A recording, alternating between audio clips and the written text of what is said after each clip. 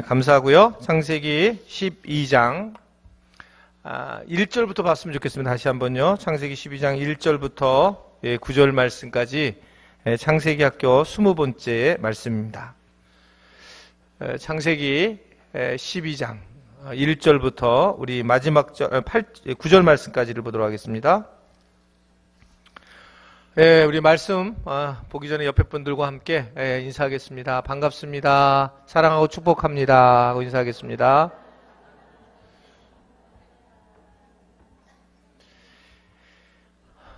우리 창세기 12장 1절부터 9절의 말씀까지 우리 한 목소리로 하나님 말씀을 보도록 하겠습니다. 우리 한번 다 같이 하나님 말씀 다 같이 읽도록 하겠습니다. 시작. 여호와께서 아브라함에게 이르시되 너는 너의 고향과 친척과 아버지의 집을 떠나 내가 네게 보여줄 땅으로 가라. 내가 너로 큰 민족을 이루고 네게 복을 주어 내 이름을 창대하게 하리니 너는 복이 될지라. 너를 축복하는 자에게는 내가 복을 내리고 너를 저주하는 자에게는 내가 저주하리니 땅의 모든 족속이 너로 말미암아 복을 얻을 것이라 하신지라. 이에 아브라함이 여호와의 말씀을 따라갔고 롯도 그와 함께 갔으며 아브라함이 하란을 떠날 때에 75세였더라. 아브라함이 그의 아내 사레와 조카 롯과 하란에서 모은 모든 소유와 얻은 사람들을 이끌고 가나안 땅으로 가려고 떠나서 마침내 가나안 땅에 들어갔더라. 아브라함이 그 땅을 지나 세겜 땅 모래 상수리 나무에 이르니 그때에 가나안 사람이 그 땅에 거주하였더라. 여호와께서 아브라함에게 나타나 이르시되 내가 이 땅을 내 자손에게 주리라 하신지라. 자기에게 나타나신 여호와께서 그가 그곳에서 제단을 쌓고 거기 베델 동쪽 산으로 옮겨 장막을 치니 서쪽은 베델이요 동쪽은 아이라. 그가 그곳에서 여호와께 제단을 쌓고 여호와 이름을 부르더니 점점 남방으로 옮겨갔더라. 아멘. 우리 주님 사랑하신 분들 아멘 하시기 바랍니다. 지난주에 우리가 말씀을 들어가면서 우리가 전해드렸지만 결국 창세기의 말씀들, 우리가 1장부터 보았던 말씀들은 뭐였냐면 하나님이 천지를 창조하셨다. 그리고 천지를 창조하신 아주 중요한 이유 중에 하나가 이제 두 가지로 크게 볼 수 있는데, 하나는 이제 요한일서에서도 그 고백이 나오고 예수님도 예수님 공생애를 통해서 알 수 있는데, 그 하나의 이유는 뭐냐면 마귀를 진멸하는 일이고요. 그래서 우리가 이 창세기 3장에서 막바로 이 뱀 사단이 등장하는 것을 보게 되었고, 또 하나는 인류를 이제 구원하기 위한 그런 방편으로 하나님이 관계를 하고 계시고 있었다라는 것을 우리가 창세기 통해서 이제 조금 보기 시작을 했어요. 그래서 결국 이 천지 창조를 했다라고 하는 이 의미는 뭘 의미하고 있었냐면, 결국 우리에게 이 천지 안에서, 이 땅 안에서 행복을 누리기를 원하시는 하나님의 어떤 우리에게 가르침이다. 왜 나를 만드셨을까 하나님? 이랬을 때에 네가 모든 것들 이름을 지고 이제 네가 모든 걸 판단하면서 네가 이 세상에서 나와 같은 하나님과 같은 인생을 살아가야 된다. 그래서 우리가 하나님의 백성이라고 하는 소리를 듣게 되고 하나님의 자녀라고 하는 소리를 듣게 되고, 우리가 마치 하나님처럼 이 땅을 지배해야지, 그리고 내가 너를 그렇게 번성하게 할 것이 내가 원하는 이 땅을 만든 이유다, 이렇게 말씀하셨단 말입니다. 그러나 인간에게 주어진 그 자유로움이 결국은 이것이 죄가 돼서 결국 노아 시대 때에 이 죄의 관영함으로 인해서 인류는 물의 멸망을 당하게 되고, 다시 그 중에 이제 의인에 속한 사람들만 다시 방주에서 나오게 되었고, 그러나 나오자마자 또다시 우리가 11장에서 경험했던 것처럼 창세기 11장에 이제 바벨탑이라고 하는 또 자아가 올라와서 계속적으로 하나님과 이제 가까이 붙으려고 하는 우리 안에 있는 마귀적 요소들이 계속 나타나게 되는 것을 볼 수 있었습니다. 자, 그리고 나서 이제 하나님은 이제 진짜 하나님의 사람들을 만들기 시작을 하고 그 믿음을 가진 사람들을 세우기 시작을 해요. 그래서 이 아브라함의 이야기는 이제 보통 이렇게 얘기를 해요. 최초의 인류가 누구냐라고 할 때 아담, 그리고 또 나가서 이제 노아, 그리고 이제 아브라함, 이렇게 쭉 가고 있는데, 실제로 기독교적인 관점에서 볼 때의 최초의 인류는 사실은 믿음을 가진 아브라함이다. 그래서 우리는 노아를 믿음의 조상이라고 안 하는 거예요. 아브라함을 믿음의 조상이라고 한다. 자, 그러면 왜 이 아브라함이 중요한가? 드디어 이 아브라함이 창세기 1장부터 11장까지는 역사의 전체를 얘기하고 있지만 12장부터는 이제 하나님이 믿음을 가진 우리에게 어떻게 접근을 하고 우리를 어떻게 이끌고 또한 어떻게 믿음의 사람으로 세우는지를 이제 알게 하시는 아주 중요한 내용이기 때문에 12장부터는 매우 이제 우리가 중시하면서 말씀을 봐야 된다. 그래서 지난주에 우리가 1절을 우리가 보게 되었을 때에 이런 말씀을 드렸어요. 잠깐 중요한 얘기 중에 하나가 있었는데요. 우리가 지난주에 본 것 중에 자, 처음 시작의 말씀이 1절에 우리가 뭐라고 그랬냐면 1절 한번 잠깐 볼게요. 자, 1절 말씀 12장 1절 자, 시작. 여호와께서 아브라함에게 이르시되 너는 너의 고통 친척과 아버지의 집을 떠나 내가 내게 보여줄 땅으로 가라. 자, 여기서 뭐가 있냐면 아브라함이라는 이 단어가 처음에 그냥 아브라함이라고 안 하고 아브라함에게 이르시되 라는 말씀으로 얘기를 했어요. 여러분, 아브라함의 뜻이 뭐라고 그랬어요? 이런 걸 알면 안 되는데 자꾸 이런 거 망각하셔야 돼요. 은혜는 은혜는 잊어버리지 말아야 되고 이런 것들은 잊어버려야지 또 내가 설교할 때 다시 처음 하는 것처럼 느껴지는 거예요. 그래서 위대한이라는 거, 위대한. 그래서 위대한 아브라함이라는 단어는 위대한 아버지. 그래서 사실은 많은 사람들이 이 땅에 사는 이유는 위대하려고 사는 거죠. 그래서 위대하게 내가 다른 사람보다 더 높고 더 큰 사람으로 세워져 나가는 것, 위대하게 살려고 하는 것이 모든 사람의 속성이라고 하는 것을 볼 수 있는데, 근데 하나님은 이 아브라함을 뭐로 만들었냐면 아브라함으로 만들었다는 거예요. 즉 아브라함으로 만들었다는 것은 뭘 의미하고 있냐면 열국의 아버지로, 즉 열국의 아버지라는 의미는 무슨 뜻이냐면 자기 혼자 구원을 받아서 위대한 게 아니라 다른 사람을, 모든 사람을 구원하는 그런 모든 사람의 아버지로 하나님이 이 아브라함을 원하신다라고 하는 겁니다. 자, 이 얘기는 굉장히 우리한테 중요한 얘기예요. 그냥 첫 번째 하나님이 믿음의 관계를 하고 있는데 하나님이 우리에게 어떤 것을 원하시는가? 하나님은 우리에게 원하시는 것은 우리가 위대하게 되는 것이 아닙니다. 하나님은 우리에게 원하시는 것은 우리로 하여금 모든 사람을 관계하는 데에 그 관계하는 아버지로 우리를 세우기를 원하신다는 것을 여러분 분명히 알 수 있기를 바랍니다. 그래서 뭐냐면 내가 믿음이 좋아요. 믿음이 좋아서 내가 정말 믿음이 위대해졌어요. 너무너무나 믿음이 좋아요.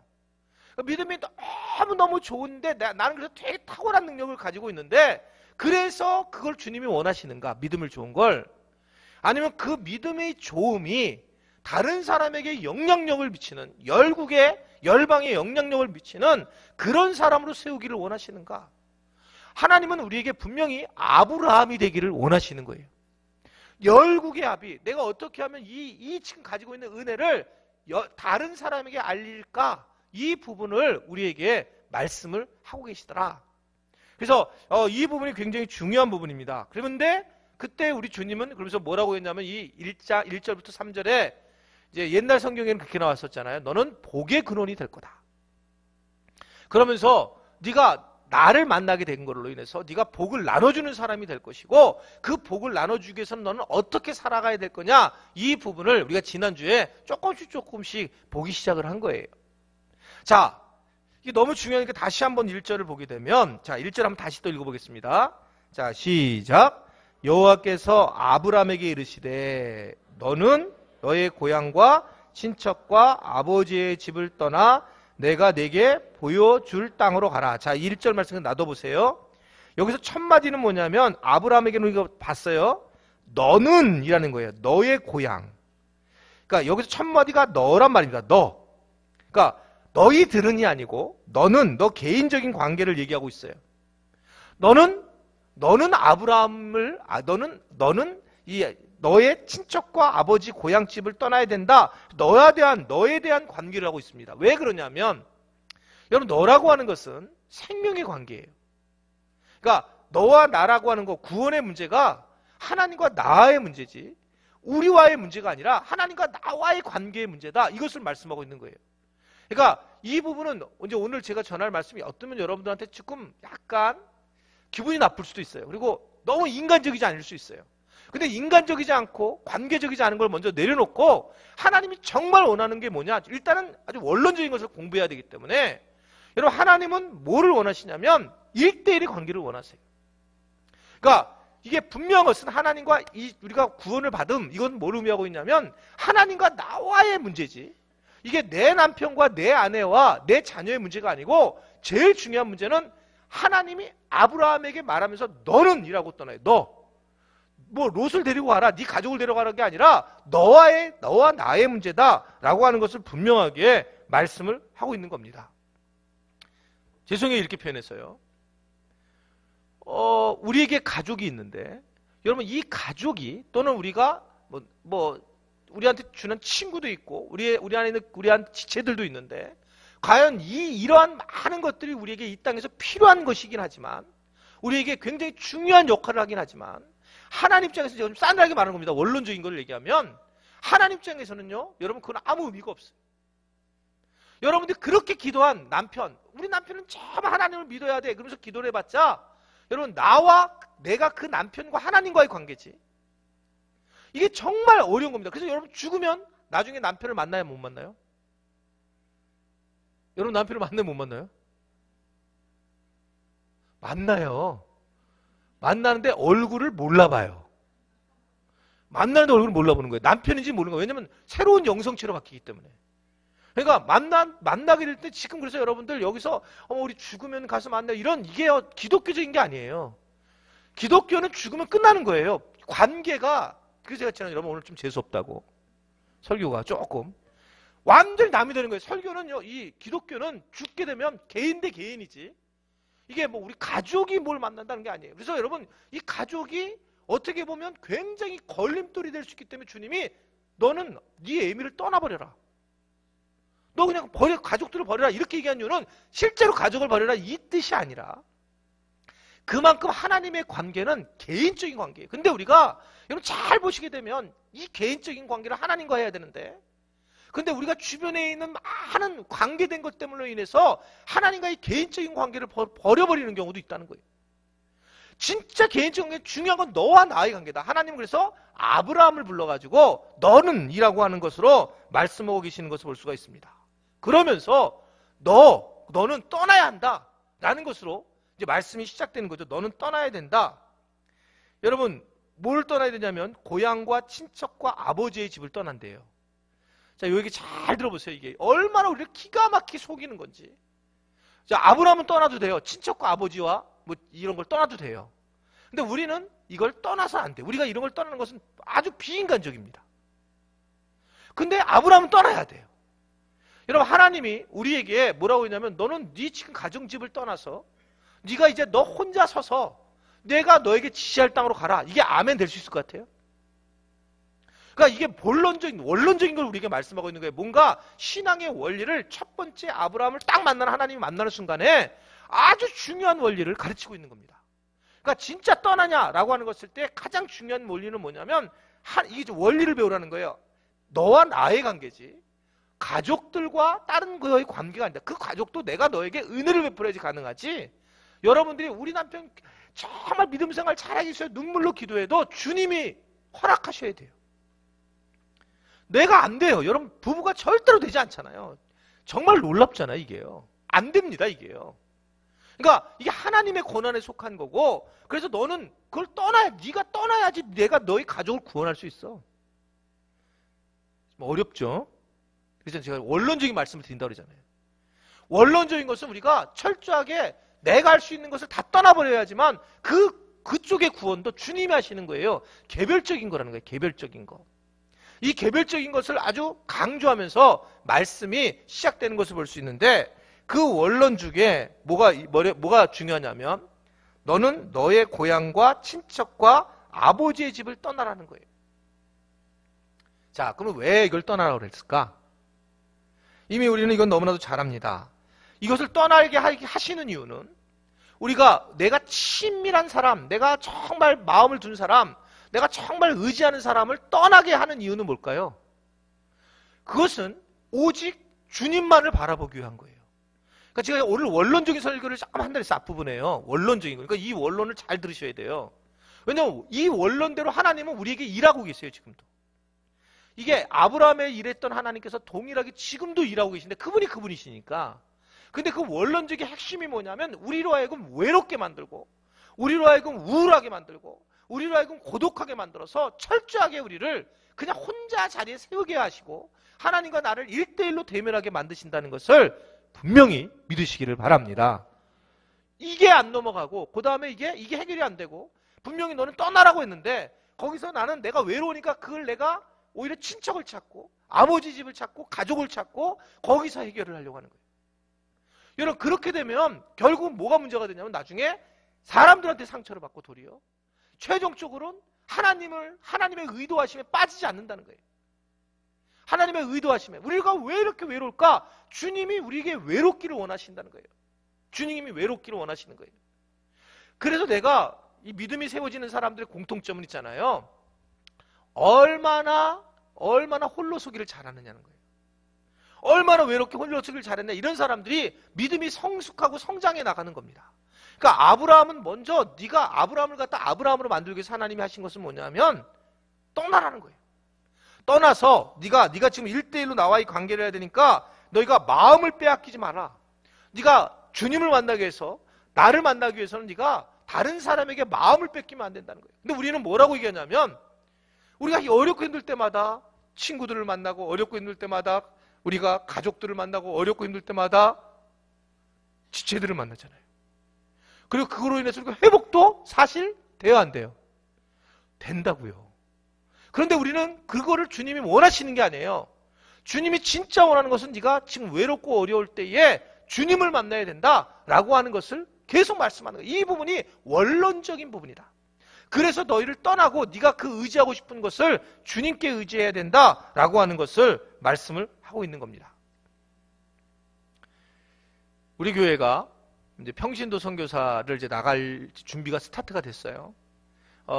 확실하게 세 가정은 이제 정리가 됐고 이제 뭐 나머지들은 좀 천천히 좀 생각해 볼 부분을 가지고 있습니다. 그래서 지금 세밀하게 정리를 좀 하고 있어요. 이 평신도 선교사를 나가려고 하니까.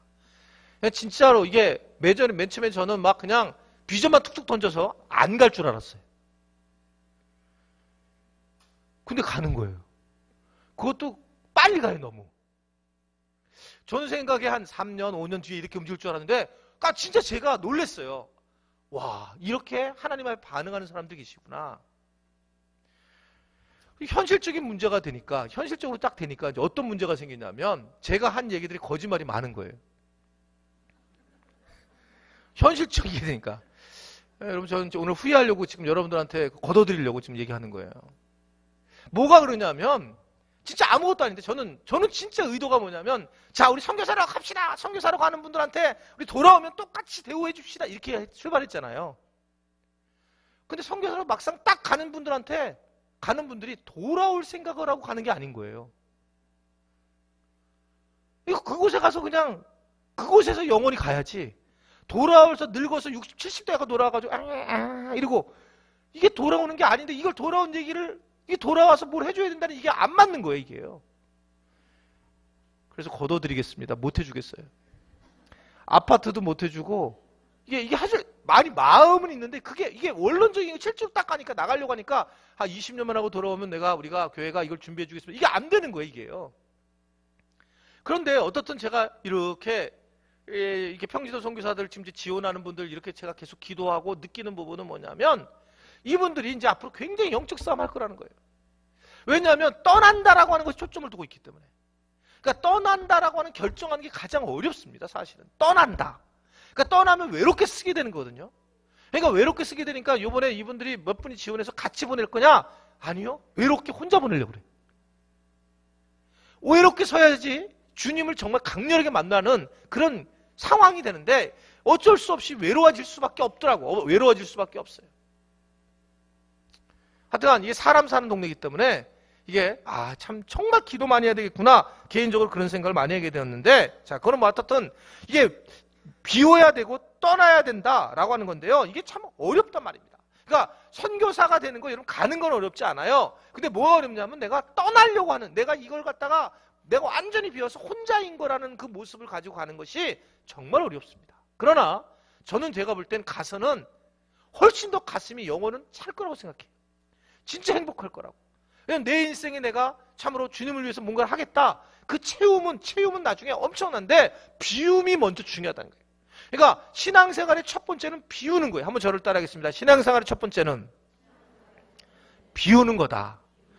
비워야지만 채워지기 때문에 그래서 주님은 비기를 원하는 거예요. 그래서 떠나야 한다.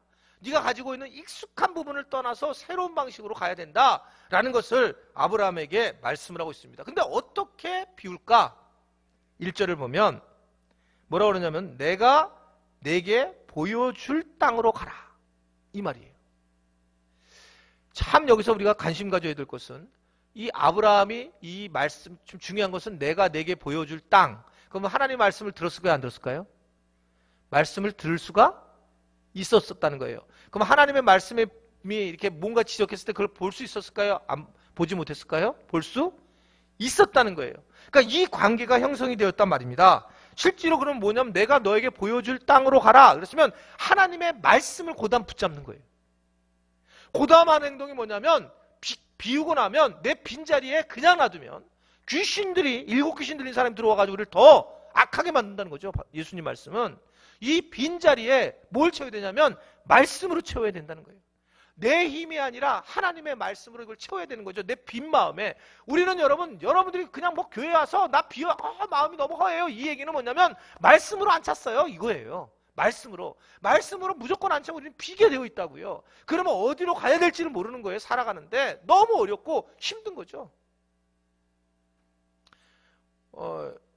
오늘 지금 저희가 어디 갔다 왔냐면 저희 아내 친구 남편이 돌아가셔가지고 이제 병원에 갔다 왔는데 대학 동창 친한 친구인데 이제 남편이 병에 걸렸다가 이제 믿음이 되게 좋은 가정인데 그래서 거기 장례를 갔다 왔는데 저희 아내 이대의 그 동문이 한 20 몇 년 만에 이제 만난 거예요. 근데 그분이 보니까 아주 굉장히 얼굴도 뭐 예쁘게 생기고 똑똑하고 뭐 아주 굉장히 공부를 잘했다는 거 지금 교수고. 근데 20 몇 년에 만나서 저희 아내한테 그랬다는 거예요. 나는 다시 태어나기 싫다고. 난 다시 태어나지 않는다고. 그 내가 바로 물어봤어요. 교회 안 다니지? 그랬더니 지금 안 다닌다는 거예요. 여러분 현재 뭐 외모도 예쁘고 그리고 대학 교수고 공부도 잘하고 근데 많은 게 채워져 있음에도 불구하고 삶에 대해서는 의미가 없는 거예요. 내가 내게 보여줄 땅이 없는 겁니다. 왜 자기 안에 만족함으로 가지려고 하면 사람은요 정말 어렵습니다. 근데 내 안에 말씀으로 채워져야 되는데 내 안에 내 생각으로 또 내가 어떻게 살아온 방식으로 채워질 때 사람들은 늘 허무해질 수밖에 없고 그런 상황이 될 수밖에 없다는 거예요. 그래서 뭘 잡아야 되는 게 다 이게 연결되어 있다는 거예요. 그래서 말씀이라는 얘기를 하게 되면 그다음 말씀을 잡으면 내가 내게 보여줄 땅으로 가야 되잖아요. 그럼 그다음 나타나야 될 게 뭐예요? 순종이에요. 그러니까 이게 다 연결되어 있다고요. 말씀으로만 살아야 돼. 순종하며 살아야 돼. 이런 얘기들이 내가 그리고 모든 걸 비고 내 자아가 죽어야 돼. 이 말씀들이 한꺼번에 이루어지는 것이지 따로따로 떨어지는 게 아니에요. 그러니까 1절을 통해서 이러한 것들 그러니까 믿음은 어떤 거냐? 믿음은 순종이다. 예스. 아브라함을 보면 그게 내가 내게 지시할 땅으로 가라 그랬을 때 아멘 하고 가만히 멍하고 있지 않은 거예요. 실제로 순종해서 갔단 말입니다. 이러한 순종의 힘이 어디서 나타났냐면 이삭을 바치라고 했을 때 그때 그는 또 그대로 순종해요. 가서 모리아산에서 확 죽이려고 했다고요. 이삭을 갖다가 각을 뜨려고 했다고요. 번제를 드리려고 그렇게 그냥 진짜 죽이려고 했단 말입니다. 여러분 믿음은 순종이고 행동인 거예요. 믿음은 순종 행동이지 우리가 그냥 가만히 앉아서 그냥 끝낸다 이것이 결코 그런 말씀을 하고 있지 않는 거다라고 하는 걸 볼 수 있습니다. 자 이렇게 되면 주님은 우리에게 뭐라고 약속을 했을까? 2절을 보세요. 2절 말씀 시작. 내가 너로 큰 민족을 이루고 내게 복을 주어 내 이름을 창대하게 하리니 너는 뭐라고요? 복이 될지라. 하나님이 뭐라 하냐면 내가 그렇게 되면 너는 내가 큰 민족을 이루고 내게 복을 주어 내 이름을 창대하게 높이게 되리니 너는 복이 될 거다 라고 하면서 복의 근원 너는 복 존재가 될 거야. 복으로 너는 큰 민족을 이루게 될 거야 라고 말씀을 하고 있습니다. 근데 여기서 중요한 건 뭐냐면 여기서 하나님이 원하시는 건 뭐냐면 네가 나한테 이렇게 잘하면이 아닙니다. 그냥 내가 너를 복이 되게 했고 너를 이름을 창대하게 하겠다. 그래서 이름을 알리겠다는 거예요. 너의 이름을 알리면서 내 이름이 영광을 받겠다. 이게 하나님의 약속의 말씀이라는 걸 믿으시기를 바랍니다. 예, 그래서 이게 하나님은 우리의 이름을 점진적으로 알리면서 하나님의 이름이 높여지기를 원하는 거예요. 그래서 내가 너를 복으로 만들겠다라고, 복의 중심으로 근원으로 만들 것이 네가 그것이 행복한 길이라고 하는 것을 말씀을 하고 있는 거예요. 이번에 주일 저녁 때 오창희 선교사님이 와서 말씀을 전했을 때 그분은 뭐 이제 김하일 선교사님하고 이제 좀 계열이 좀 달라요. 김하일 선교사님은 하여튼 늘이 터져가지고 하여튼 뭐 예를 들면 우리가 간다, 우리가 가겠습니다. 그러면 3일 전까지 스케줄이 안 나와요. 이번에 아마 여호수아도 10불 날 거예요. 10불 날 거예요. 뭐 프로그램이 안 나와요. 3일 전까지. 그리고 그냥 무조건 그러나 일이 됩니다. 이분은 그냥 네 목사님 이러고 돼요. 깨달아서 이제 그분이 어떤 분인지 알기 때문에 이제는 그냥 뭐 저도 막 성격 많이 죽고 그냥 혈압만 높아지고 뭐 그냥 가요. 근데 이제 이 오창희 선교사님은 이게 딱 얘기했는데 그런 분이 아닌 거예요. 이분은 보니까 이 파키스탄에서 대학까지 해본 분이에요. 그래서 아주 그냥 답답해 하시는 거예요. 답답해 하시는 거예요. 그래, 어떻든 두 분이 굉장히 다릅니다. 달라요. 근데 하나님은 쓰시는 게 전 다르다고 생각해요. 다르시지만 서로 하나님 쓰시는 게 다른데, 이제 오창희 선생님이 그러는 거예요. 목사님. 이분은 뭐 저를 잘 모르는 분이에요, 원래요. 근데, 발칸에 가고, 이렇게, 뭐, 선교사님 댁에 가면, 지금 놀랍게 그냥 정말 익숙하게 보이는 게 뭐냐면, 그 발칸 달력. 그게 전 선교사들이 동일하게 붙어 있더라고요. 동일하게. 그래서 제 이름, 저 얼굴도 모르고 이름도 모르는데 하늘꿈 연동교회는 안다는 거예요. 하늘꿈 연동교회. 다 선교사들이. 왜냐면 뭐 보내달라고 그러는데요.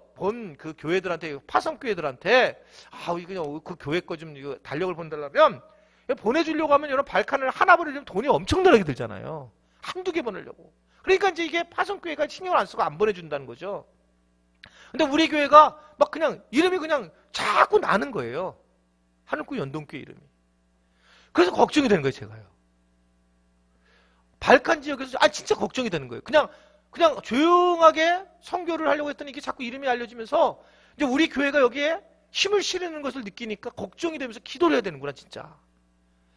기도할 때가 정말 왔구나. 왜냐면 우리 이름이 이제 알려지기 시작한 거예요. 근데 이게 건강하게 알려져야 되잖아요. 건강하게. 이것이 중요한데 이게 잘못 알려지면 굉장히 문제가 될 수도 있다라고 하고 생각이 드는데, 여하튼 제가 우리 교회가 이름이 알려지면서 진짜 이름이 높아지면서 그러면서 이제 하나님의 일이 이루어지는구나 라는 것을 우리가 일부러 알리려고 한 게 아니라 섬기려고 했는데 그런 일이 이루어지더라는 거죠. 그러면서 우리가 뭐가 되냐면 복이 되는 거구나. 진짜 그렇게 되는구나. 저는 그걸 느끼는 거예요. 여러분, 우리가 잘못 알고 있는 게 있어요. 우리는 복을 뭐라고 생각하냐면, 복을 받았다. 그러니까 우리가 뭔가를 얻었을 때, 뭔가 우리가 누리고 우리가 뭔가 커졌을 때 복을 누린다고 얘기하지만, 실제로 성경에서 말하는 복은 주는 거예요. 내가 누군가에게 딱 주면서 복 받았다 이러는 거예요. 누군가에게 주면서. 그래서 그 사도행전 20장에 보면 바울이 사도행전을 통해서 예수님이 하신 말씀 중에 주는 것이 받는 것이 주는 것보다 받는 것보다 복이 있다. 여하튼 그냥 주는 것이 복이 있다 이거예요. 주는 것이 복이 있다. 그러니까 주는 것이 복이 있다라고 하는 거예요. 한번 저를 따르겠습니다. 주는 것이 복이다. 준다는 자체가 복인 거예요. 준다는 자체가. 여러분, 우리가 복받은 교회입니다 얘기했을 때 뭐냐면 우리가 막 교인들이 많았다 이 얘기가 아닙니다. 우리 교회가 복받은 교회입니다 그러면 우리 교회는 지금 선교 지역에 죽어 있는 교회라는 거예요. 죽어 있는 교회가 복을 받는 것이지, 여러분 우리가 뭔가 받으려고 하는, 우리 그러잖아. 우리는 뭘 받고 있어? 우리 복 받았어. 이렇게 얘기하는데 성경에서 말하는 복은 오늘 주님께서 우리에게 말씀하시는 복은 그게 아니에요. 너는 복이 될 거라 그랬을 때 그 복이 뭐냐면 근원으로 나눠주는 사람이 될 거다. 이 말씀을 하고 있는 거예요. 한번 여러분 저를 따겠습니다. 나는 복이다. 나는 그래서 줄 것이다. 내가 가지고 있는 무엇이든지 크고 작건 간에 이 주는 것 자체가 복의 모습이다 라고 하는 것을 말씀을 하고 있는 겁니다. 그래서 우리는 복이에요. 내가 뭔가를 주고 있기 때문에. 예수라고는 이름을 줄 수도 있죠. 그렇죠? 뭐 실제로 물질로 도울 수도 있고 이게 아주 중요한 거죠. 자, 그런데 3절을 보면 3절 시작. 너를 축복하는 자에게는 내가 복을 내리고 너를 저주하게 하는 자는 내가 저주하리니 땅의 모든 족속이 너로 말미암아 복을 얻을 것이라 하신지라. 여러분 이게 무슨 뜻이냐? 내가 너를 축복하게 되면 너희가 복을 내리고 너를 저주하면 내가 저주하게 된다. 그래서 땅의 모든 족속이 너 때문에 복을 얻을 것이다. 이게 이제 예수님에 대한 말씀이라고 얘기했지만 실제로 하나님 믿는 사람들에게도 이러한 현상이 일어난다는 거죠. 제가 이제 많이 기도하는 부분이, 제가 가장 많이 기도하는 부분이, 진짜 제일 많이 기도하는 게 뭐냐면 이거예요. 우리 교인이 나하고 마음의 상처를 안 받기를 원해요. 그러니까 이렇게 말이 막 부딪히거나 그래서 마음이 너무 상처가 돼가지고 나하고 관계가 힘들지 않기를 원한다. 그게 그렇게 되면 뭐가 커다란 문제가 되냐면 말씀이 안 들어오기 시작을 해요. 그래서 정말 나름 제가 애쓰는, 여러분 애쓰는 게 그거야 이렇게 생각하지만 어떻든 나는 어떻든 저랑 관계를 갖다 잘하기를, 정말 우리 교인들이 너무너무 잘하기를 원하고 있어요. 그래서 나를 여러분들이 축복하게 되면 그 얘기는 뭐냐면 반대로 나도 여러분들 축복하는 것이면서 이 관계가 하나님을 아는 관계로 넘어가지만 여러분들이 나를 저주하는 마음을 갖게 되면 여러분 저를 저주하면서 본인이 저주를 받아서 하나님의 말씀을 만나기가 굉장히 어려워지는 거죠. 그러니까 저는 하나님 나와의 관계가 굉장히 좋았으면 좋겠습니다. 이런 마음이 많이 있는 거예요. 여러분 제가 다른 지금 제 나이에 비해서 무슨 이렇게 SNS라든지 뭔가 이렇게 소통을 많이 하려고 하잖아요. 그런 이유가 제가 자꾸 저를 알려주려고 하는 거예요. 저를 알려서 저로 하여금 이렇게 좀 뭐 이렇게 엉키는 부분이 좀 없었으면 좋겠다. 목사님 성격은 이렇고 목사님 마음이 이렇고 이런 것들을 제가 계속 알려주는 이유는 저로 인해서 제가 이렇게 행동을 취할 때 제가 순간순간적으로 잘못 막 약간 제가 조는 분들이 있으면 좀 거칠게 얘기하잖아요. 조는 분 있을 때만. 그거 가지고 마음에 상하면 안 되는 거죠. 나 이게 깜짝 놀랐네. 오늘 어저께 기독 공부를 보고 동아일보에도 나왔다 그러고 KBS도 나왔다네. 설교 중에 목사님이 우리 교단 목사님이에요. 통합측 목사님이 수원에 있다네. 파장동에. 그 목사님이 설교 중에 이랬다는 거예요. 이거 또 걸리는 거 아니야? 그냥 인용 이거 걸린 거예요. 인용. 뭐라 그랬냐면 이랬대요. 여자 치마와 설교는 짧으면 짧을수록 은혜스럽다. 요 얘기를 딱 빼가지고 국가인권위원회에다 고발을 했어요. 그래, 누군지 모르죠. 그랬는데 인권회에 고발했는데 그 인권회가 가서 그 문제를 삼은 거예요. 그러니까 이제 이 목사님이 열받으니까 다시 이제 고발을 한 거예요. 그래서 졌어요. 이분이요. 목사님. 이게 약간 어른들은 있잖아요. 제가 어렸을 때 이런 얘기를 들었어요. 설교 중에도 이런 얘기를 들었어요. 내가 걱정이야. 고발하지 마세요. 내가 갑자기 그것도 걱정이 확 되는 거예요. 이거 내가 막 이상한 소리를 하는데 나는. 그게 수원에 있는 파장동에 있는 관악로에 걸린 그런 교회라고 그러는데 몇 분을 알더라고. 여기 지역 목사님들한테 물어봤더니 알더라고. 우리 교단 목사님들한테. 뭐라고 쭝얼쭝얼대요? 나 고발한다고? 하지 말라고 그랬잖아. 나를 고발하지 말라고. 근데 제가 원하는 거는 하나님, 제가 기도하는 부분의 제일 큰 부분은 그거예요. 나를 미워해서 하나님 말씀이 전해지는 것이 방해되지 않도록. 진짜 그 이유예요. 저를 만약에 해서 저를 좋아할 필요 없어요. 제 아내만 저를 좋아하면 돼요. 진짜예요, 진짜. 근데 저를 미워해가지고 저를 저주하는 마음이 생겨서 하나님 말씀이 안 들어가, 이게 만나지 못할 때 이것처럼 참 정말 어려운 게 얼마나 힘들까. 만약에 그렇게 되면 나도 힘들겠지만 그런 내용이란 말입니다. 그러니까 우리가 관계를 잘 해나가야 된다는 거예요. 그래서 네가 많은 사람과 관계를 잘하고 너하고 관계가 막히게 되면, 너하고 영적인 관계가 막히게 되면 너는 그 사람은 오히려 굉장히 저주를 받는 것처럼 된다라고 하는 그런 말씀을 하고 있는 것을 볼 수가 있습니다. 그래서 그 다음에 이제 4절 말씀. 4절 말씀. 시작.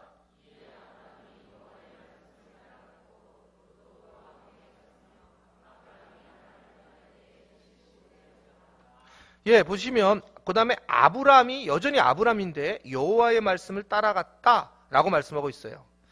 자, 이게 왜 그러냐면 이게 자기가 아직도 여전히 위대한 아버지로 자기가 가지고 있는데 그럼에도 불구하고 그가 쫓아간 것은 뭘 쫓아갔냐면 말씀을 쫓아갔다라는 겁니다.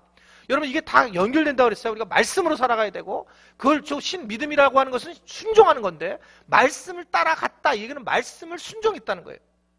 여러분 말씀에 순종하는 여러분들이 되셔야 돼요. 야, 여러분 진짜 말씀에 순종하는 제가 오늘 발칸 얘기를 자꾸 하게 될 거예요. 이 설교랑 같이 계속 말씀이 와가지고 여러분 발칸을 가려고 하는 분은 이제 그만 가요. 그만. 좀 나중에 쉬고 이제 준비 좀 하고 내가 준비 좀 하고. 그래서 그 얘기입니다. 그런데 예를 들면 저는 이분들 너무 놀라워요. 사실은 정말 저보다 믿음이 더 좋아요. 이분들 그냥 말씀을 받고 그냥 순종한 거예요. 그러니까 말씀을 받고 순종하는 사람과 말씀을 듣고 그냥 아멘하는 건 달라요. 저는 하나님께서 이분들에게 큰 복을 주실 거라고 믿습니다. 어떤 복일 거냐면 가서 목사님 얘기를 들어보니까 가서 무슨 불가리아 가서 그냥 큰 기업가가 되는 건 아니요. 하나님하고 정말 행복할 거예요. 왜냐하면 그 말씀을 순종하고 붙들었기 때문에. 그러니까 말씀에 순종한다. 내가 말씀을 따라갔다. 이것은 진짜 순종해야 된다는 거죠. 진짜 한 발을 내밀어야 된다는 거예요. 이게 굉장히 중요하다는 거죠. 제가 왜 우리 교회 하나님이 이렇게 한국 교회가 굉장히 어려운데 우리 교회는 계속 부흥이 되고 있을까? 진짜 궁금하잖아요. 근데 제가 저 혼자 여기 있었을 때는 몰랐어요. 요사이 제가 이제 자꾸 한 발짝 나가려고 하잖아요. 발칸도 그렇지만 지역사회도 좀 연합을 해서 나가야 되겠다. 우리 교회만을 이제는 좀 한 발짝 나가서 좀 영향력을 펼쳐야 되겠다. 이 지역으로 조금 그렇게 생각해서 오늘 이제 모임을 가졌어요. 목사님들을. 그래서 이 지역사회에는 뭐 수원성교회 목사님, 예수마을 셀교회 목사님들 뭐 이렇게 모였어요. 모여가지고 제가 막 연락해가지고 하여튼 모였습니다. 그래서 모여서 이렇게 얘기를 하는데 이 땅을 누가 살려고 했냐면 예수마을 셀교회가 살려고 했어요. 이 땅. 거의 뭐 다 살려고 했어요. 우리는 어디 살려고 했냐면 예수마을 셀교회 자리 살려고 했어요. 우리는 거기를. 안 돼. 그리고 우리가 옛날 교회는 오늘가 얼마나 웃기는지 그 옛날 교회 있는 거 주사랑 교회는 율전교회가 살려고 했어요. 근데 율전교회는 뭘 샀냐면 옛날 주사랑 교회 땅을 사가지고 율전교회를 졌고 주사랑 교회는 우리 옛날 교회로 와서 그 교회를 지금 있고 그래서 오늘 제일 큰 집 수원성교회, 두 번째 우리 집, 세 번째 주사랑 교회 다 모였어요. 이게 온교단. 그런데 그때 이제 제가 얘기를 한 것은 안 목사님 그러는 거예요. 장 목사님은 정보력이 대단하다는 거예요. 그래서 무엇은 정보력이 그랬더니 이쪽에 아파트가 들어올 줄 다 알았다는 거예요. 이쪽으로 다 들어왔다는 거예요. 이게. 여러분 우리 오신 분들은 알 거예요. 여기 얼마나 척박한 땅이었는지. 이게 완전 귀신 나올 것 같은 땅이었어요. 여기가요. 그 철조망도 꼭 무슨 6.25 철조망이었었고 여기가. 여기 들어올 때. 전혀 나는요. 내가 내 생에 머리를 써본 적이 없어요. 정말 저는요. 막 교회인데 어떤 오해를 하세요. 오해를 자꾸. 그러니까 뭐 목사님이 이거 아마 이렇게 해가지고 설교 중에 이렇게 얘기하고 아마 이렇게 저는요 그걸 진짜 못해요. 제가요. 근데 그거를 난 놀랐어요. 그걸 만드시는 분들 계시더라고. 목사님이 요래가지고 그때 요기했죠. 날 쳐다보는 순간에 그랬던 것 같고요. 그리고 지난번에 얘기했을 때 20년 전, 20일 전에 얘기했던 설교도 이랬잖아요. 아니 정말 내가 그 정도면 나는 정말 여기서 여러분 안 했을 거예요. 저는 큰 교회 담임 목사로 갔을 거예요. 진짜로요. 그 전에 기회가 많았거든요. 저는 그냥 무식해요. 그러니까 제가 주님이 나를 사용하는 부분 하나가 이거였구나. 지금은 좀 그만 무식하고 싶은데 진짜 무식하게 하는 거예요. 그냥 주님이 말씀하시면 그 안 보이고 순종을 하는 거예요. 그냥. 그랬을 때 하나님이 일하셨구나. 이걸 하나님이 사용하시는구나 라는 생각을 정말 제가 점점 느끼는 거예요. 그래서 하나님께서 그걸 기뻐하셔서 교회를 세워가시는구나. 여러분 말씀을 만났으면 순종하는 거예요. 고민할 게 아니라 말씀을 붙잡고 가야 된단 말입니다. 그냥 시간이 여러분 순종이라고 하는 것은 시간이 지나면 마귀가 끼어드는 거예요. 지금 그러니까 예를 들면 몇 팀, 5팀을 이제 보내려고 하는데 어떻게 보내려고 하냐면 이제 이번 당회 때 결정하기 위해서 내가 세밀하게 얘기를 안 하려고 하는 거지만 마음은 그런 겁니다. 맨 처음에는 3팀을 싹 보내가지고 외롭지 않게 딱 보낼까 이랬었어요. 그래 기도를 하는데 이건 아니구나 생각을 하는 거예요. 제일 내가 마음에 걸리는 게 뭘까? 한 팀을 먼저 보내고 난 다음에 1년 뒤에 한 팀을 보내고 그 다음 1년 뒤에 한 팀을 보내보자. 그런데 그러면 두 번째 가는 팀이 갈까? 이미 갈 거야! 이렇게 결정해놨는데 1년 뒤에 가세요. 이러면 갈까? 안 갈까? 안 갈까가 더 많이 점수한테 준 거예요. 그래서 그냥 한꺼번에 확 보내자. 그냥 갈 때 그냥 어쩔지 모르겠어 가게. 나 그냥 확 쫓겨봤더니 그냥 와 있는 거야, 제 자기네들이. 근데 가만히 이게 아닌 거예요. 진짜 만약에 평신도 선교사로 자기 일생을 거기 하려면 그래 오히려 더 시간을 놓고 기도를 해봐야 되겠구나. 더 결단하고 하는 게 좋겠구나. 그런 마음이 자꾸 드는 거예요. 더 외로워서 그리고 뒤에 그 외로움에 더 같이 하나가 되는 그런 것이 좋겠구나 이런 마음이 제가 들더라고요. 그러나 여러분 보통 일반적인 순종은 뭐냐면 즉각적인 순종이 순종이에요. 우리 자아는 즉각적인 순종을 하면 순종을 안 하게 돼 있단 말입니다. 그러니까 즉각적인 것을 해야 됩니다. 그러니까 즉각적인 순종을 하기 위해서는 어떻게 해야 되느냐? 쉬지 말고 기도해야 된다는 거예요. 그래야지만 즉각적인 순종을 할 수 있는 그런 모습이라고 하는 거죠. 오늘 여러분 여기서 보게 되면 룻도 4절을 보면 룻이 나오는데 자, 룻 4절 보세요. 다시 한번요. 시작. 이에 아브라함이 여호와의 말씀을 따라갔고 뭐라고요? 롯도 그와 함께 갔으며. 자 보세요. 롯은 한 게 뭐가 있냐면 그와 함께 갔으면 밖에 없어요. 롯이 그게 있는데 나중에 보시면 롯이 엄청나게 축복을 받죠. 물론 나중에 문제가 또 되지만 그러나 중간중간에 그는 거부가 되고 굉장한 축복과 은혜를 경험하게 됩니다. 왜 그러냐면 아브라함과 같이 하나님의 뜻을 아는 사람을 만나서 따라갔기 때문에 그래요. 그러니까 제대로 된 비전을 만난 사람을 만난 거예요. 그러니까 그걸 따라간 것만으로도 이 롯은 그가 엄청난 삶에서 축복을 받고 있다고 하는 사실을 여러분 분명히 믿으시기를 바랍니다. 그래서 여러분 내가 누구를 만나느냐가 중요해요. 그게 굉장히 기도를 많이 해요. 내가 어떤 비전의 사람을 만나는가. 그래서 이번에 이제 가실 분들은 발칸 가시는 분들에게는 저를 만났기 때문에 그렇게 돼서 삶과 조의를 표하죠. 다른 교회 갔으면 그냥 그런 마음이 있었겠어요? 근데 그냥 발칵 그래가지고 발칵 뒤집혀가지고 저는 너무 잘해주고 싶어요, 이분들은. 이렇게 결단하고 이렇게 정말 하나님 앞에 쓰는 것이 얼마나 귀한 일인지 안 가도 돼요. 목사님 더 이제 가기 싫어요. 그래도 괜찮아요. 이미 결단한 것만으로도 간 거예요. 여러분들은 가야 돼. 밀어내려고 그래 지금. 그 자체만으로도 좋다고요, 저는요. 그냥. 그래서 여러분 그렇다고 그분을 막 높이 평가하지 말라고요. 그런 분들 그냥. 근데 제가 마음에는 그런 결단하는 것이 얼마나 귀한 거라는 거예요. 여러분 이게 모든 게 다 그 순간적인 것으로 가는 거예요. 여러분 이게 막 오랫동안 하는 게 아니라 내가 순간적인 결단으로 가는 것이지 이게 오래 걸리지 않는단 말입니다. 오엘리의 단편소설 중에 소매치기라는 게 있어요. 소매치기라고 하는 소설이. 거기에 보면 등장하는 소매치기가 기술이 세계적인 기술이에요. 그래가지고 그가 소매치기에 아주 최고봉이 돼가지고 소매치기를 너무 잘해서 아주 큰 거부가 됩니다. 항상 많은 미녀들 사이에 둘러싸여 있고 하고 싶은 것은 무엇이나 할 수 있었는데 그가 한번 딱 정하면 반드시 어떠한 그 지갑도 빼낼 수가 있는 능력을 가진 사람입니다. 그가 어느 날 또 길거리에 나갔다가 우연히 한 여자를 만나게 되는데 그 여자의 지갑을 딱 훔치게 되었어요. 그러는데 손을 집어넣는데 손을 딱 집어넣는 순간에 이 여인을 어디서 많이 본 듯한 그런 얼굴인 겁니다. 그러니까 자세히 봤더니 자기가 초등학교 때에 옆에 앉았던 짝꿍 여자예요. 우연히 딱 훔쳤는데 그 여인의 얼굴을 보게 되었습니다. 근데 그 애가 너무 반갑게 반갑다고 그러면서 순진무구한 모습으로 옛날 어린아이 모습으로 그대로 자기에게 다가오는 거예요. 그러면서 그 오엘리의 작품에서 뭐라고 하냐면 그가 그 모습을 보면서 순간적으로 자기가 너무 비참해지는 자기 존재가 너무나 불쌍해지는 것을 경험을 하게 됩니다. 그러면서 그가 차가운 그 쐐기둥의 이마에 막 부딪히면서 피를 흘리면서 자기를 학대하는 장면이 그 책에 나오면서 그때 뭐라고 하냐면 그가 하나님 나는 이제 내 자신이 너무 싫어졌습니다 라고 하면서 가치관을 확 바꾸는 그런 소설이 있습니다. 가치관을 확 바꾸는 거예요. 인생의 가치관을. 이게 상황이 어떤 상황이냐면 왜 이 말씀을 드리냐면 75세입니다. 지금 4절을 보면 이 아브라함이 하란을 떠날 때에 75세였습니다. 인간적으로는 가망이 없는 사람이고 결혼한 지는 30년이 넘은 사람입니다. 그런데 그가 환경적으로는 전혀 감당할 수 없었는데 말씀을 붙잡고 떠났다. 그러면서 그가 굉장한 지금 능력을 발휘하고 있는 순간적인 그런 가치관의 전환이 일어났다라고 하는 것을 볼 수가 있어요. 가치관의 전환. 여러분, 말씀을 붙잡는 사람들은 이렇게 살다 가면 안 돼요. 말씀을 붙잡는 사람은 가치관이 확 바뀌면서 하나님의 일을, 하나님의 세계에 뛰어든다는 것을 여러분 분명히 믿으시기를 바랍니다. 자, 그 다음 보세요. 5절 말씀.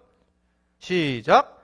아브라함이 그의 아내 사레와 그 조카 롯과 하란에서 모든 소유와 얻은 사람을 이끌고 가나안 땅으로 가려고 떠나서 마침내 여기서 참 즐거운 거는 그가 결단하고 갔지만 아내 사레와 조카 롯과 그렇게만 막 결단하고 가니까 뭐 다 없어졌느냐? 뭐가 있었어요? 그가 여태까지 모은 모든 소유 가지고 갔고, 그리고 모든 얻은 사람들을 이끌고 가게 되었다. 여러분, 그냥 하나님이 가라고 해가지고 아무것도 준비하지 않은 것이 아니라 하나님께서 오히려 다 준비된 것들을 통해서 그가 가게 되었고, 그리고 그는 마침내 그리고 가나안 땅에 들어갔다라고 그렇게 말씀하고 있는 것을 볼 수 있습니다. 여기 한 절에 사실은 상당히 많은 일들이 숨어져 있어요. 이들이 가면서 얼마나 어려움이 있었겠을까? 그리고 그곳에 이들이 한꺼번에 가서 이 쭉 아래로 내려갈 때 엄청난 어려움이 있었지 않았을까? 그런 상황인데 그들은 가게 됐다. 자, 그 다음 보세요. 자, 6절 말씀. 6절. 자, 시작.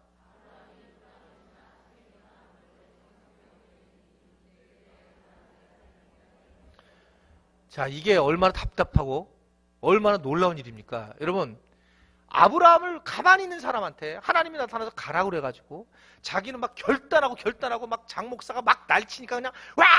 그래 가자! 그냥 그리고 그냥 확 왔는데 내가 그 땅을 가랬더니 그 땅에 누가 있는 거예요? 땅 주인이 있다는 거예요. 땅 주인. 아니, 그 가면 땅 주인이 없어야지.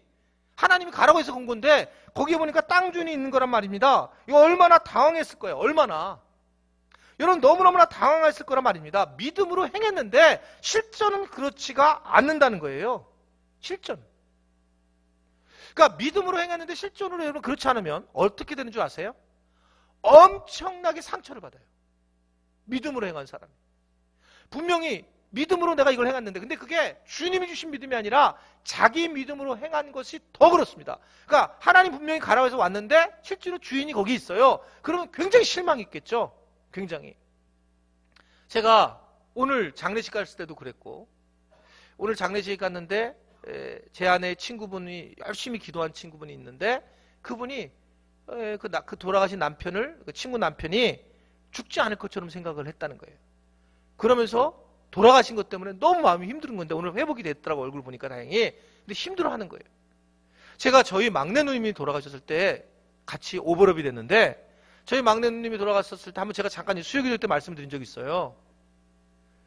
막내 누님이 돌아가셨을 때에 항암제를 전혀 하나도 안 먹었잖아요.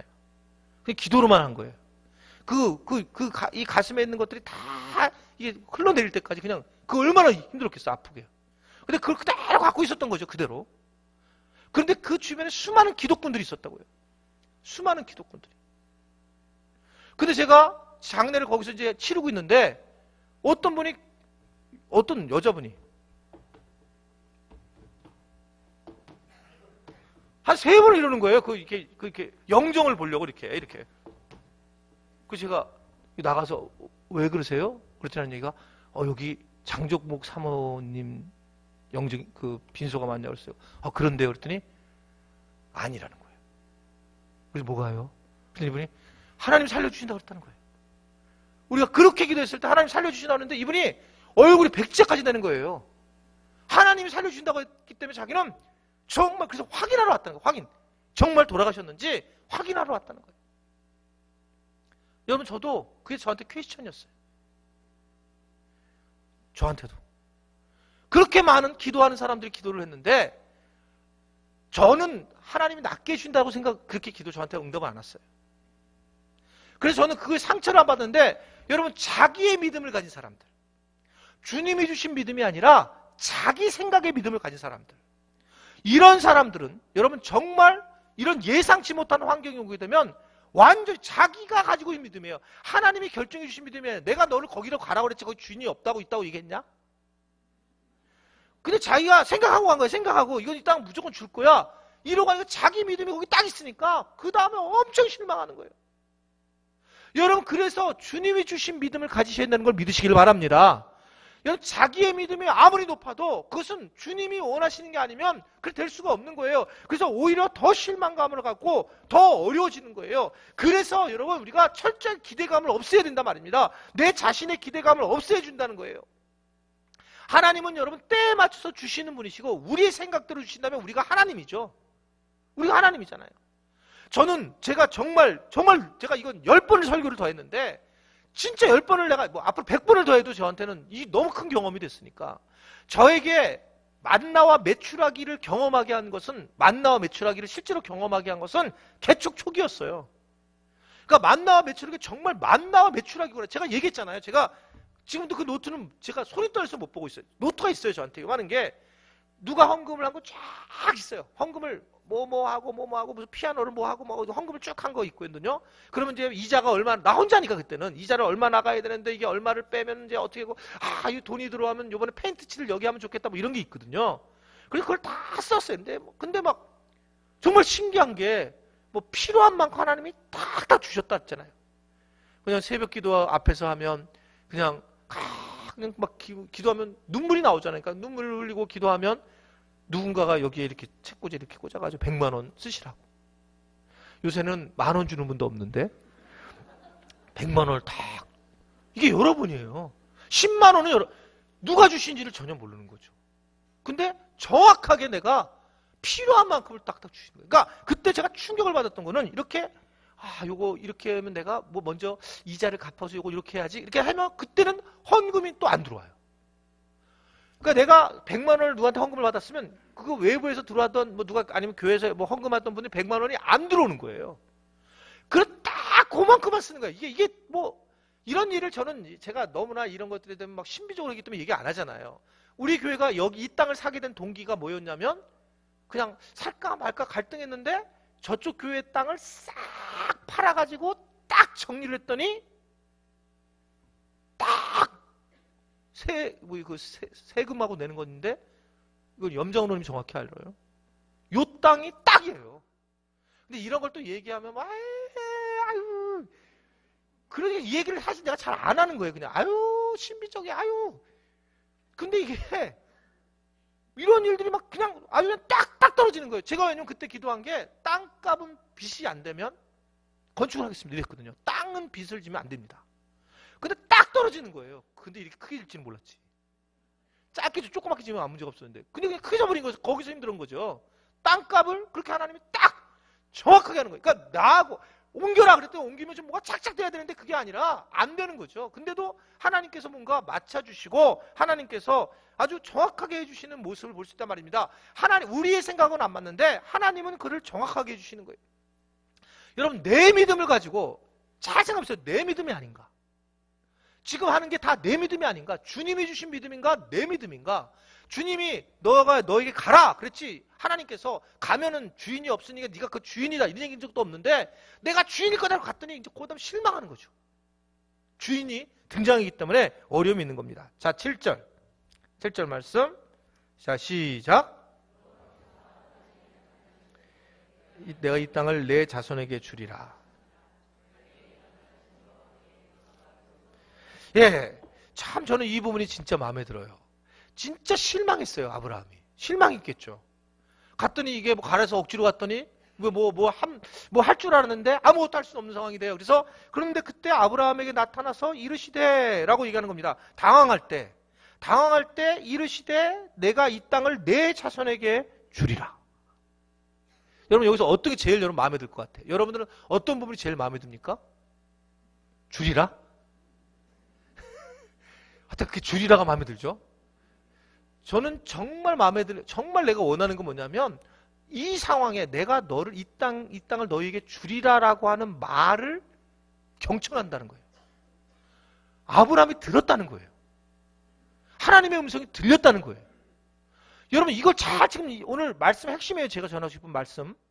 이 말씀이 들렸다. 하나님의 음성이 들렸다. 여러분 하나님의 음성이 안 들렸으면 그 다음 자기 판단으로 여기 주인이 없구나. 돌아가야지. 가나안 땅에 가야지. 돌아가는 거예요. 하나님의 음성이 안 들렸으면 아브라함은 돌아갔을 거라는 거예요. 그렇다면 이 지금 아브라함의 굉장한 것은 뭐였냐면 하나님의 음성을 들었다는 거죠. 하나님의 음성을. 그래서 여러분 하나님의 음성을 반드시 들으셔야 됩니다. 이게 안 되면 여러분 끝나는 거예요. 왜냐하면 상황은 내 생각대로 안 돼요. 근데 지금 아브라함에게 정확하게 하나님이 말씀하시는 거예요. 정확하게 뭐냐면 내가 분명히 이 자손에게 너에게 주리라. 그 하나님의 음성을 정확하게 들으면서 그러니까 그 아브라함이 그 다음에 제단을 쌓았다라고 그렇게 말씀을 하고 있단 말입니다. 여러분 하나님의 음성을 듣는 건 은사가 아니에요. 성경이 말씀하시는 게 다 하나님은 말씀이시라. 그러니까 우리가 말씀을 들어야 된단 말입니다. 오늘 이 자리에서도 여러분들이 분명히 하나님이 여러분에게 말씀하시는 게 있어요. 여러분들이 영혼을 치는 말씀이 있다고, 이 가슴을 두드리는 말씀이 있다고요. 그거를 붙잡으셔야 돼요. 이 말씀을 여러분들이 못 만나게 되면, 이 말씀 안 만나면 이게 내가 신앙생활을 그냥 정말 뜬구름 잡고 하는 거예요. 근데 하나님의 말씀을 정확히 들어라. 어떻게 들어야 되냐? 여러분, 어떻게 들어야 됩니까, 이거를? 잘 들어야 돼요. 아멘 하시면 축복받으세요. 왜 제가 이 얘기를 하냐면, 저는 부부 프로그램을 해서 주님이 주신 선물이 하나 있어요. 아주 큰 선물이. 부부들이 지긋지긋하게 안 듣는다는 거예요. 서로 지긋지긋하게 안, 20년, 25년 살아도 부부 프로그램 하면서 딱 느낀 건 뭐냐면 부부사랑학교 할 때 모든 사람이 공통적으로 얘기하는 게 난 20년 동안 계속 해댔는데 나는 오늘 처음 얘기 듣는다는 거예요. 거품을. 여러분 이 부부 프로그램 하시면 다 아시잖아요. 처음 들었다는 거예요, 처음. 근데 이 아내는 맨날 양발 벗어서 좀 제대로 벗어나라. 제대로 그냥 결혼하면서부터 시작해서 지금까지 내래 그랬는데 자기는 오늘 처음 들었대. 양발 벗으라는 제대로 똑바로 벗으라는 거를. 아하, 하나님의 음성도 이거구나. 우리가 계속 말씀하시는데 우리가 본질적으로 안 듣는구나. 그래서 여러분 언제 듣냐면 이렇게 부부 사랑학교 하는 것처럼 하나님이 우리가 고난을 당할 때 하나님의 음성을 듣는 거예요. 그때는 이제 듣는 거죠. 왜냐면 이게 어떻게 될지 해서 맞아. 내 잘못이구나. 내가 주님 내가 회개합니다. 이러면서 듣는 거예요.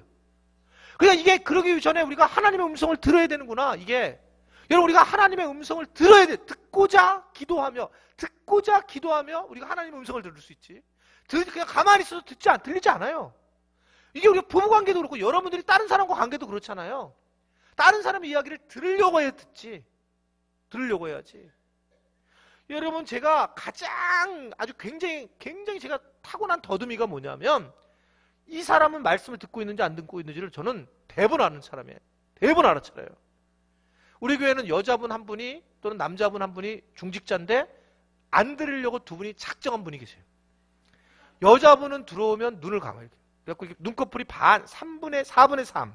그래서 거기서 5분의 4까지 떨어질 때가 있어요. 이렇게. 전혀 눈을 완벽하게 안 감아요.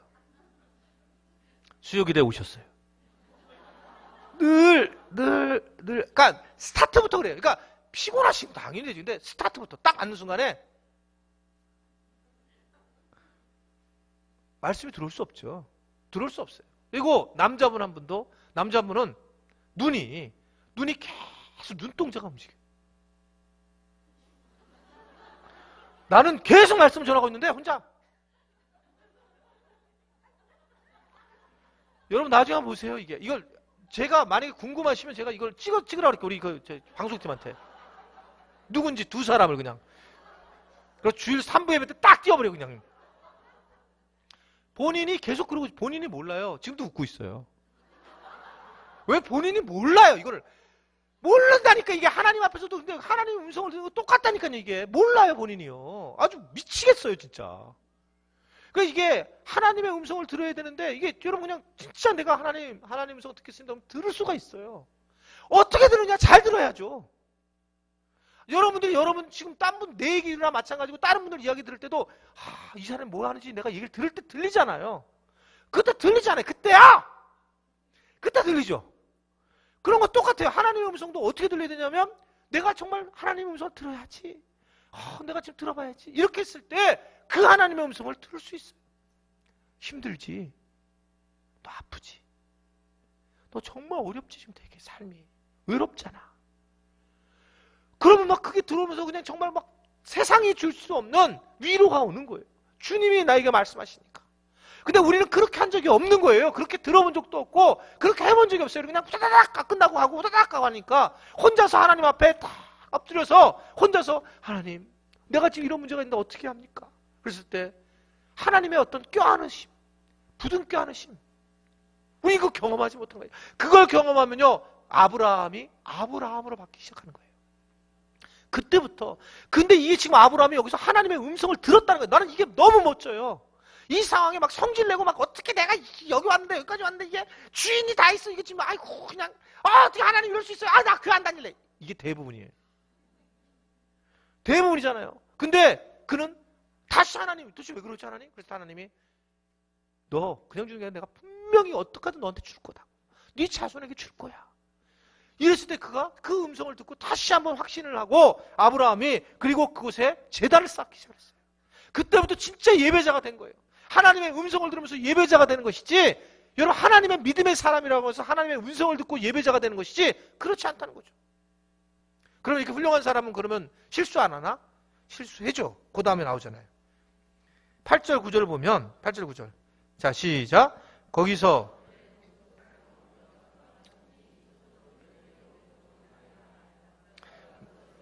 왜 맨날 여호와 이름을 불렀어요. 너무나 훌륭한 예배자가 됐어요. 그런데 9절은 뭐라 그래요? 이놈의 자식은 왜 남방으로 자꾸 가? 이거 내려가면 안 돼요. 계속 내려가는 게 가나안 넘어가가지고 어디까지인가요? 이제 13장에 보면 애국까지. 여러분 주님이 말씀하신 적이 없어요. 이게 또 이제 헷갈려 혼자. 하나님 음성을 듣고 거기까지 저왔는데 이 아브라함님께서 갑자기 아브라함 놈이라고 해서 또 이거 또 고소할까봐. 그래가지고 아브라함님께서 이걸 가지고 그냥 근데 또 이게 그냥 가렸더니 또 예배 드리고 또 예배 드리고 또 가는 거야. 남방으로 내려가다 나중에 애굽 왕에게 혼나잖아요. 가나안까지만 가면 되는데 애굽까지 얼마나 먼데 애굽까지. 왜 또 거기까지인가 쓸데없이. 참 위로가 된다고요. 우리의 모습이잖아요. 우리가 하나님의 음성을 듣는데 너무 하나님의 음성을 듣고 딱 맞춰요. 어때 그러면? 발칵하라고 그랬어. 보내는 선교사가 되라고 그랬어. 무섭잖아요. 무섭잖아요. 그러니까 실수도 좀 하고 막 예배를 가는 곳마다 예배를 드리기도 하지만 점점 또 죄 속에 빠지기도 하고 하나님의 음성을 듣는면서도 약간 멍청하고 이 부분이 아브라함에게 우리에게 알려주시는 부분이에요. 우리에게 지금 알려주시는 부분. 참 은혜가 됩니다. 그러나 제일 중요한 것은 오늘 말씀의 핵심은 아브라함이 하나님의 음성을 듣고 있다는 거예요. 여러분 하나님의 음성을 들으셔야 됩니다.